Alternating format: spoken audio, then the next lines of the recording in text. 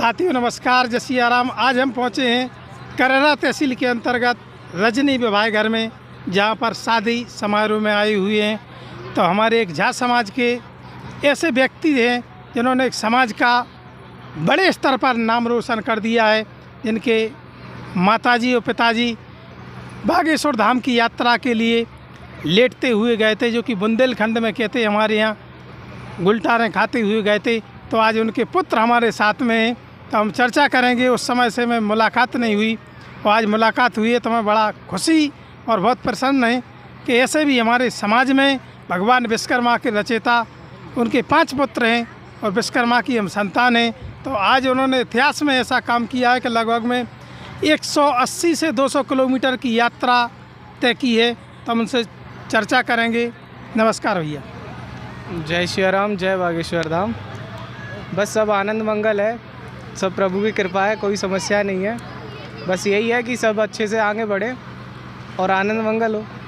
नहीं तो भैया, जैसे आप बागेश्वर धाम गए थे तो आप गुरुदेव हैं जो पंडित धीरेन्द्र कृष्ण शास्त्री जी महाराज, आज उनकी जो लोकप्रियता है भारत में इतनी ज़्यादा बढ़ती जा रही, तो आपकी क्या मुलाकात हो पाई थी उनसे?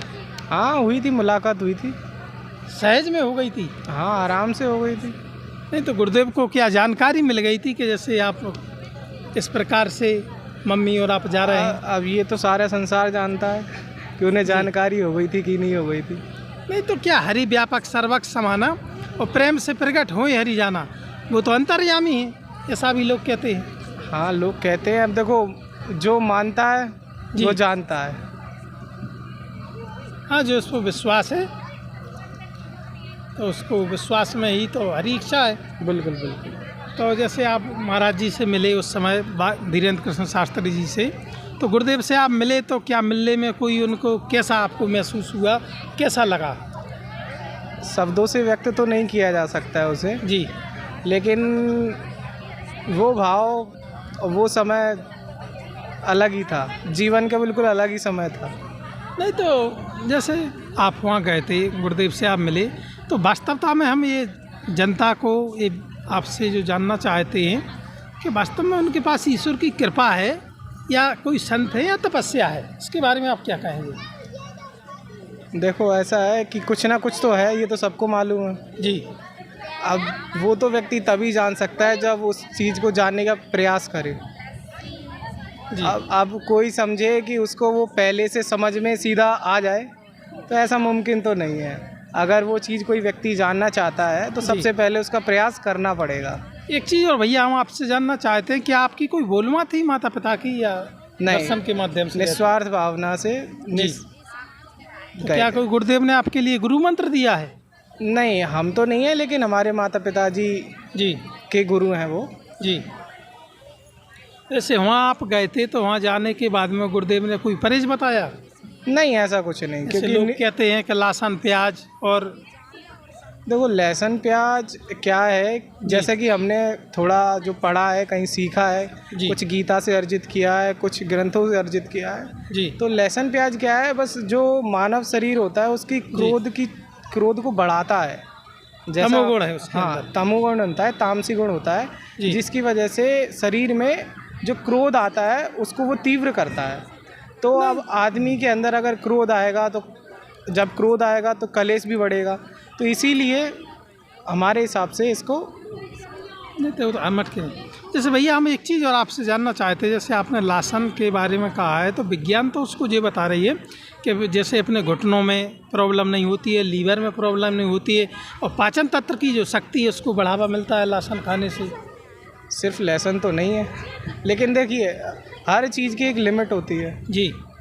अगर उस लिमिट को एक्सीड करेंगे तो प्रॉब्लम्स भी होती हैं जी। फिर ये ऐसा है कि अब विज्ञान से ऊपर है जी, ये तो आप सभी जानते हैं। जहाँ से विज्ञान ख़त्म होता है वहाँ से तो ये प्रारंभ होता है जी।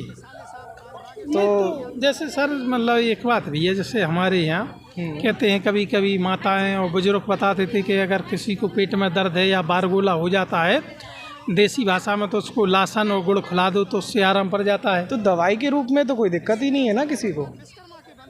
नहीं तो लहसुन तो एक तरह की औषधि है। औषधि है, बिल्कुल है। अब जैसे औषधि है तो फिर गुरुदेव कहते हैं कि लहसुन तमोगुण है, लहसुन प्याज नहीं खाना चाहिए फिर? अब जैसे कि किसी को, अब आपको कोई बीमारी नहीं है जी। आप फिर भी उसका दवा का सेवन करो तो क्या रहेगा? हाँ, ये तो आपका कहना बिल्कुल ठीक है। अब जैसे सबको पता है कि नीम से और निबोरी से सबके फ़ायदे हैं, क्या हम उसका रोज़ सेवन करें?